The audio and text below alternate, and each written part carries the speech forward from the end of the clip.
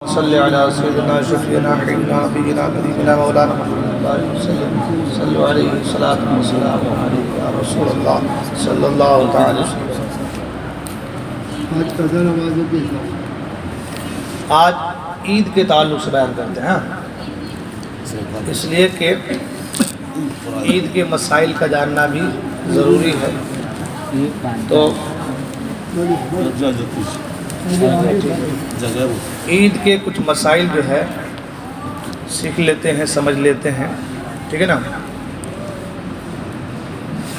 حدیث پاک میں ہے کہ حضور اکرم صلی اللہ تعالی علیہ وسلم عید الفطر کے دن کچھ کھا کر نماز کے لیے تشریف لے جاتے اور عید الاضحیٰ کو نہ کھاتے جب تک نماز نہ پڑھ لیتے، ٹھیک ہے نا۔ اور بخاری کی روایت انس رضی اللہ تعالیٰ عنہ سے ہے کہ عید الفطر کے دن تشریف نہ لے جاتے جب تک چند کھجوریں نہ تناول فرما لیتے اور وہ طاق ہوتی، ٹھیک ہے نا، 3، 5، 7۔ عید کی نماز واجب ہے، کیا ہے؟ مگر سب پر نہیں، بلکہ انہی پر جن پر جمعہ واجب ہے، ٹھیک ہے، اور اس کی ادا کی وہی شرطیں ہیں جو جمعہ کے لیے ہیں، صرف اتنا فرق ہے کہ جمعہ میں خطبہ شرط ہے اور عیدین میں سنت، ٹھیک ہے۔ اگر جمعہ میں خطبہ نہ پڑھا تو جمعہ نہ ہوا، اور اس میں نہ پڑھا تو نماز ہو گئی مگر برا کیا، اس میں عیدین کی نماز میں۔ دوسرا فرق یہ ہے کہ جمعہ کا خطبہ قبل نماز ہے، نماز سے پہلے ہے، اور عیدین کا بعد نماز۔ اگر پہلے پڑھ لیا عیدین کی نماز کا جو خطبہ ہے، اگر پہلے پڑھ لیا تو برا کیا مگر نماز ہو گئی، لوٹائی نہیں جائے گی، اور خطبہ کا بھی اعادہ نہیں، یعنی خطبہ کو بھی دوبارہ نہیں پڑھا جائے گا۔ اور عیدین میں نہ اذان ہے نہ اقامت، صرف 2 بار اتنا کہنے کی اجازت ہے، الصلاۃ جامعۃ، ٹھیک ہے نا۔ بلا وجہ عید کی نماز چھوڑنا گمراہی و بدعت ہے، ٹھیک ہے نا۔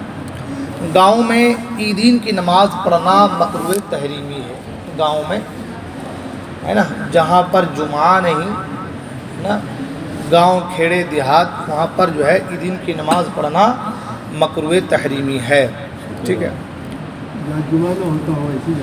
ہاں،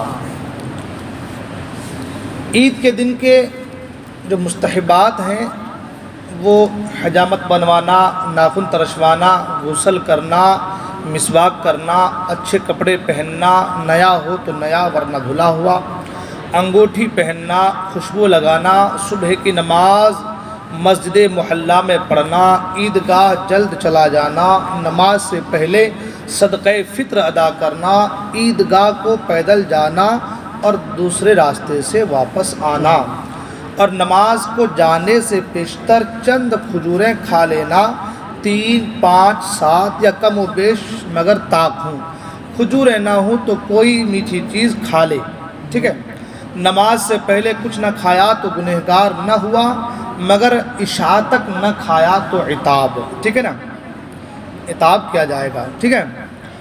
سواری پر جانے میں بھی حرج نہیں، مگر جس کو پیدل جانے پر قدرت ہو اس کے لیے پیدل جانا افضل ہے، ٹھیک ہے نا، پیدل جانا افضل ہے، اور واپسی میں سواری پر آنے میں حرج نہیں۔ عیدگاہ کو نماز کو جانا سنت ہے، اگرچہ مسجد میں گنجائش ہو، اور عیدگاہ میں ممبر بنانے یا ممبر لے جانے میں حرج نہیں۔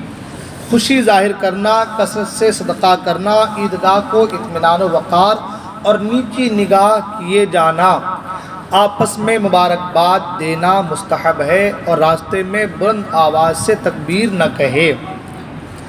نماز عید سے قبل نفل نماز مطلقاً مکروہ ہے، عیدگاہ میں ہو یا گھر میں، اس پر عید کی نماز واجب ہو یا نہیں، یہاں تک کہ عورت اگر چاشت کی نماز گھر میں پڑھنا چاہے تو نماز ہو جانے کے بعد پڑھے، ٹھیک ہے، نماز ہو جانے کے بعد، اور نماز عید کے بعد عیدگاہ میں نفل پڑھنا مکروہ ہے، گھر میں پڑھ سکتا ہے، بلکہ مستحب ہے کہ 4 رکعتیں پڑھے، یہ احکام خواص کے لیے ہے، ٹھیک ہے نا۔ عوام اگر نفل پڑھیں اگرچہ نماز عید سے پہلے، اگرچہ عیدگاہ میں انہیں منع نہ کیا جائے، ٹھیک ہے نا۔ نماز کا وقت بقدر ایک نیزہ آفتاب بلند ہونے سے، بقدر ایک نیزہ آفتاب بلند ہونے سے ضحو کبریٰ یعنی نصف النہار شرعی تک ہے، مگر عید الفطر میں دیر کرنا اور عید الاضحیٰ میں جلد پڑھ لینا مستحب ہے۔ اور سلام پھیرنے کے بعد زوال ہو گیا تو نماز جاتی رہی، سلام پھیرنے کے پہلے، بعد میں سلام پھیرنے کے پہلے، سلام پھیرنے کے پہلے زوال ہو گیا تو نماز جاتی ہے، کیونکہ نصف النہار شرعی تک کا اس کا وقت ہے، نصف النہار شرعی تک اس کا وقت ہے، ٹھیک ہے نا۔ تو اگر سلام پھیرنے سے پہلے زوال ہو گیا تو نماز جاتی رہی۔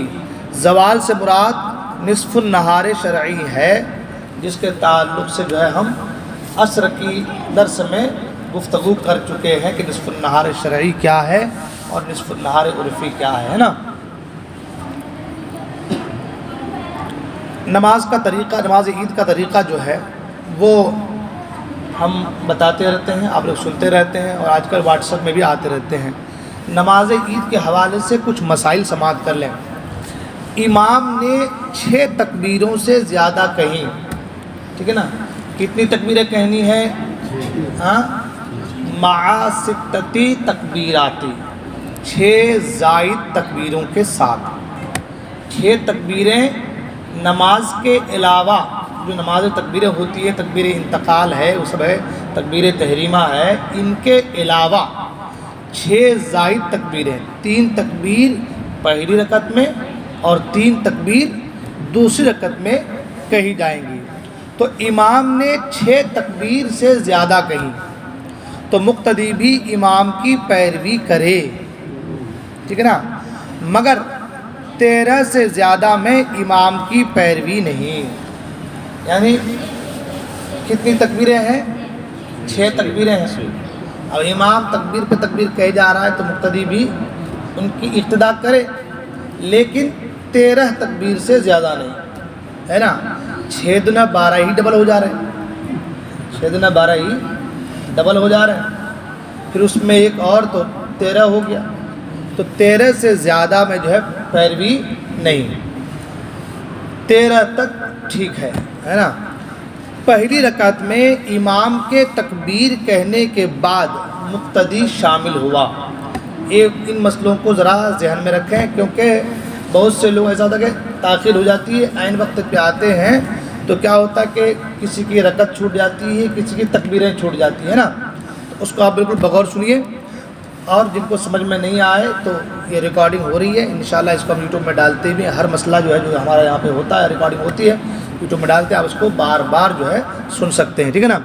تو پہلی رکعت میں امام کے تکبیر کہنے کے بعد مقتدی شامل ہوا تو اسی وقت 3 تکبیریں کہہ لے، اسی وقت 3 تکبیریں جو ہے کہہ لے، اگرچہ امام نے قرات شروع کر دی، امام نے قرات شروع کر دی تو بھی مقتدی جلدی جلدی میں 3 تکبیریں جو ہے کہہ لے، ٹھیک ہے نا۔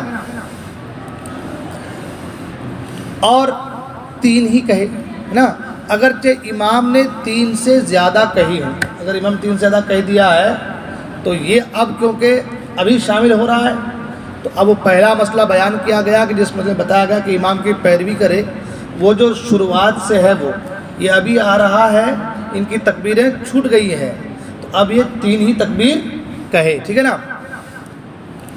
اور اگر اس نے تکبیریں نہ کہی کہ امام رکوع میں چلا گیا، تکبیریں نہ کہی کہ امام رکوع میں چلا گیا تو کھڑے کھڑے نہ کہے، بلکہ امام کے ساتھ رکوع میں جائے اور رکوع میں تکبیریں کہہ لے، رکوع میں تکبیریں جلدی جلدی کہہ لے۔ اور اگر امام کو رکوع میں پایا، اتنی تاخیر سے آیا کہ امام رکوع میں چلا گیا تھا، امام کو رکوع میں پایا اور غالب گمان ہے کہ تکبیریں کہہ کر امام کو رکوع میں پا لے گا، امام رکوع میں گیا ہے اور اس کو معلوم کہ امام صاحب اب بھی رکوع میں گئے ہیں، جلدی 3 کہہ کے میں رکوع میں پا لوں گا، ہے نا۔ تو اگر اس کو غالب گمان ہے تو کیا کرے، کھڑے کھڑے تکبیریں کہے اور پھر رکوع میں جائے، ورنہ اللہ اکبر کہہ کر رکوع میں جائے اور رکوع میں تکبیریں کہے، ٹھیک ہے نا۔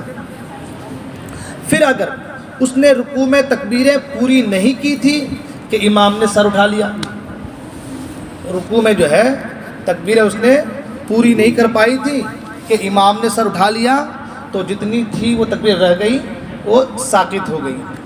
مطلب ایک تکبیر کہا تھا 2 رہ گئی تو 2 ساقط ہو گئی، 2 کہا تھا 1 رہ گئی تو 1 ساقط ہو گئی۔ اور اگر امام کے رکوع سے اٹھنے کے بعد شامل ہوا، امام رکوع سے سر اٹھا لیا، اس کے بعد یہ آیا تو اب تکبیریں نہ کہے، بلکہ جب اپنی پڑھے، جب امام کے سلام کے بعد وہ کھڑا ہو کے اپنی رکعت پڑھے گا، ہے نا، تو اپنی پڑھے اس وقت کہے، اور رکوع میں جہاں تکبیر کہنا بتایا گیا اس میں ہاتھ نہ اٹھائے، ٹھیک ہے نا۔ رکوع میں جانے کے بعد اب وہ تکبیریں کہہ رہا ہے تو رکوع میں تھوڑی ہاتھ اٹھائے گا آدمی، اور پھر ہاتھ نہیں اٹھائے گا، بس تکبیریں جلدی جلدی میں کہہ لے، ٹھیک ہے نا۔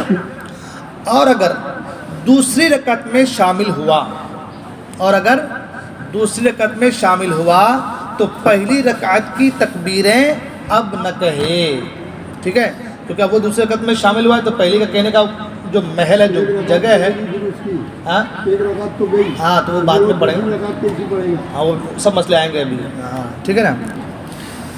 تو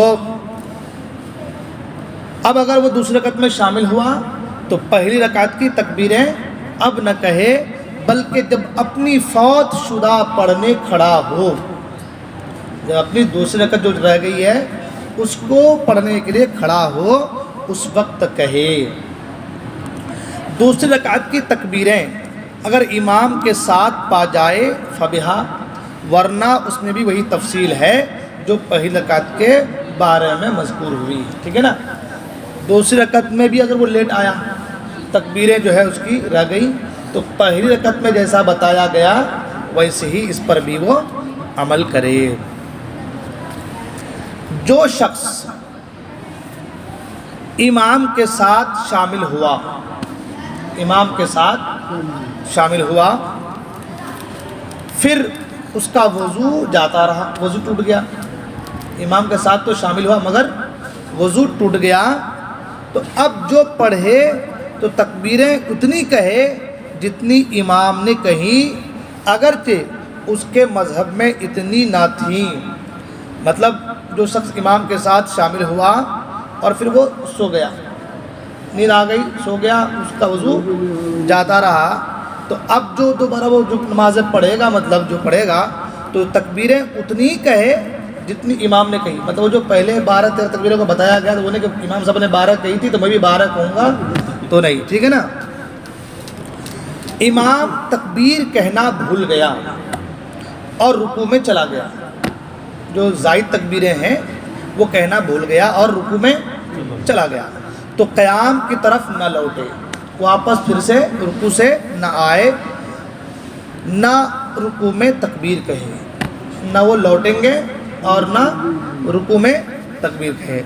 پہلی رکعت میں امام تکبیریں بھول گیا اور قرات شروع کر دی تو قرات کے بعد کہہ لے، یا رکوع میں اور قرات کا اعادہ نہ کرے، تو پھر رکوع میں کہہ لے جو ہے، اور قرات کو دوبارہ پھر سے اعادہ اس کی ضرورت نہیں ہے، یعنی بھائی میں رکوع میں تکبیریں کہا تو اب قرات پھر سے دوبارہ کروں نہیں، بلکہ رکوع میں کر لے، ٹھیک ہے نا۔ امام نے تکبیرات زوائد میں ہاتھ نہ اٹھائے تو مقتدی اس کی پیروی نہ کرے بلکہ ہاتھ اٹھائے۔ امام صاحب ہاتھ اٹھانا بھول گیا، اللہ اکبر کہہ دیا، ہاتھ اٹھانا بھول گیا، تو اب مقتدی بھی کہ امام صاحب ہاتھ اٹھائیں تو ہم کیوں اٹھائیں؟ تو نہیں، امام صاحب کی پیروی آپ اس میں نہیں کریں گے بلکہ آپ ہاتھ اٹھائیں گے، ٹھیک ہے نا۔ نماز کے بعد امام 2 خطبے پڑھے، اور خطبہ جمعہ میں جو چیزیں سنت ہیں اس میں بھی سنت ہیں، اور جو وہاں مکروہ یہاں بھی مکروہ۔ صرف 2 باتوں میں فرق ہے۔ ایک یہ کہ جمعہ کے پہلے خطبہ سے پیشتر خطیب کا بیٹھنا سنت تھا، اور اس میں نہ بیٹھنا سنت ہے۔ دوسرے یہ کہ اس میں پہلے خطبہ سے پیشتر 9 بار اور دوسرے کے پہلے 7 بار، اور ممبر سے اترنے کے پہلے 14 بار اللہ اکبر کہنا سنت ہے، اور جمعہ میں نہیں، ٹھیک ہے۔ عید الفطر کے خطبہ میں صدقہ فطر کے احکام کی تعلیم کرے۔ وہ 5 باتیں ہیں۔ کس پر واجب ہے صدقہ فطر، ہے نا، کس کے لیے، اور کب، اور کتنا، اور کس چیز سے۔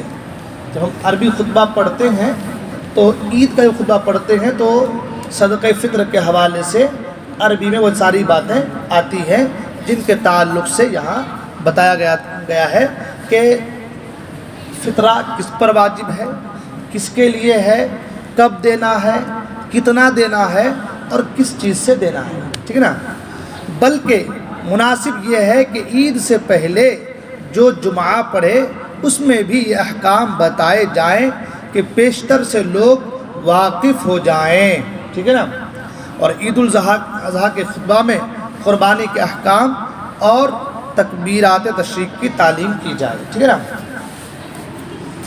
امام نے نماز پڑھ لی اور کوئی شخص باقی رہ گیا، خواہ وہ شامل ہی نہ ہوا تھا یا شامل تو ہوا مگر اس کی نماز فاسد ہو گئی، تو اگر دوسری جگہ مل جائے تو پڑھ لے ورنہ نہیں پڑھ سکتا، ٹھیک ہے نا۔ بہتر یہ ہے کہ یہ شخص 4 رکعت چاشت کی نماز پڑھے، ٹھیک ہے نا۔ امام نماز پڑھ لی، ہمارے یہاں نماز ہو گئی، تو اب وہ دوسری جگہ دیکھے، ہے نا، اب دوسری جگہ بھی کہیں نہیں ہے تو اب وہ اکثر میں اکیلا پڑھ لوں تو نہیں پڑھ سکتا، ہے نا۔ تو کیا کرے وہ کہ وہ 4 رکعت جو ہے چاشت کی نماز پڑھے۔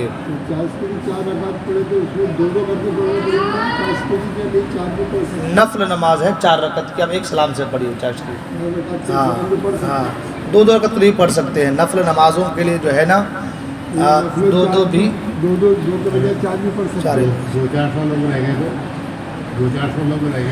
ہاں 200-400 لوگ اگر رہ گئے اور اس میں ایسا آدمی جو امام ہے نا،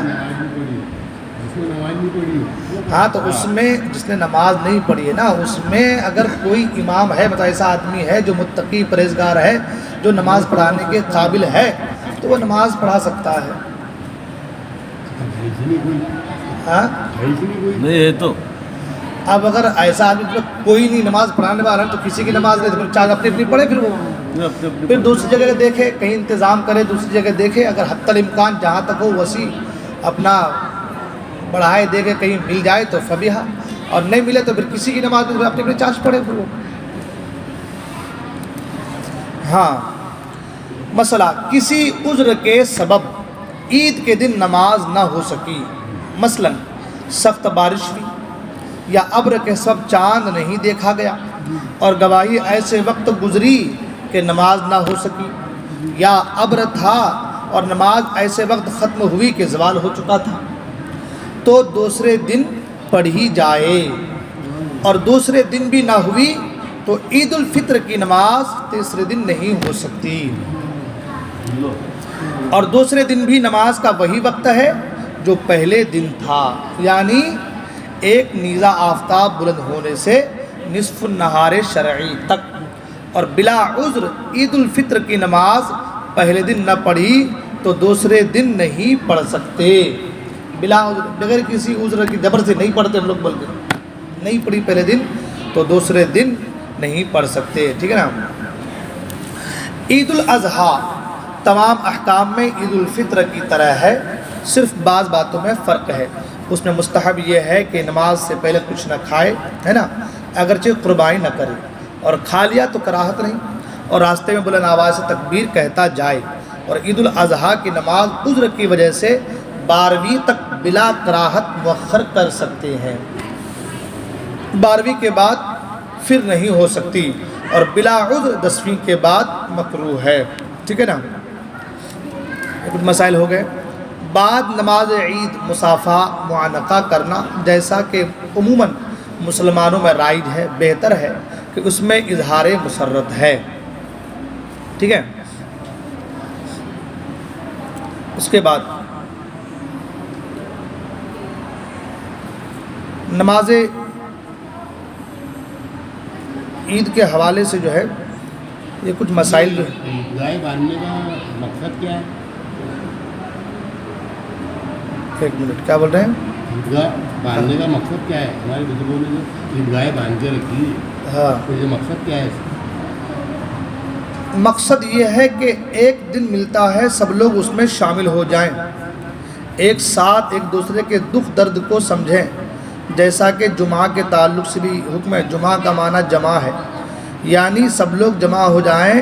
نماز تو فرض عین یہ جمعہ کا، لیکن کہنے کا مطلب یہ ہے کہ جب لوگ جمع ہو جاتے ہیں تو ایک دوسرے کے دکھ درد حال وغیرہ جو ہے نا وہ سمجھ جاتے ہیں۔ ٹھیک ہے نا، تو اس لیے عید کی نماز کو جو ہے عیدگاہ میں پڑھنے کو سنت قرار دیا گیا ہے۔ ٹھیک ہے نا، اور جو قادر ہے عیدگاہ میں کون سے نہیں پڑھتا، اور پھر بھی محلے کی مسجد میں پڑھ رہا ہو، سنت کا ترک کر رہا ہے، وہ سنت کو چھوڑ رہا ہے وہ۔ آج کے بچے جو ہے نا مسجد میں نماز عیدگاہ میں آنے کی تیاری نہیں ہے۔ ہاں، تو سنت ترک ہو رہا ہے، بہتر دیکھے اگرچہ مسجد محلے کی مسجد میں عید کی نماز ہو رہی ہو، پھر بھی عیدگاہ جانا سنت ہے نا۔ اس سے پتہ چلتا ہے کہ عید کی نماز کو عیدگاہ میں پڑھنا کتنا اہم ثواب کا حامل ہے۔ سال میں ایک ہی بار ہاں، اب پھر اس میں بھی جو ہے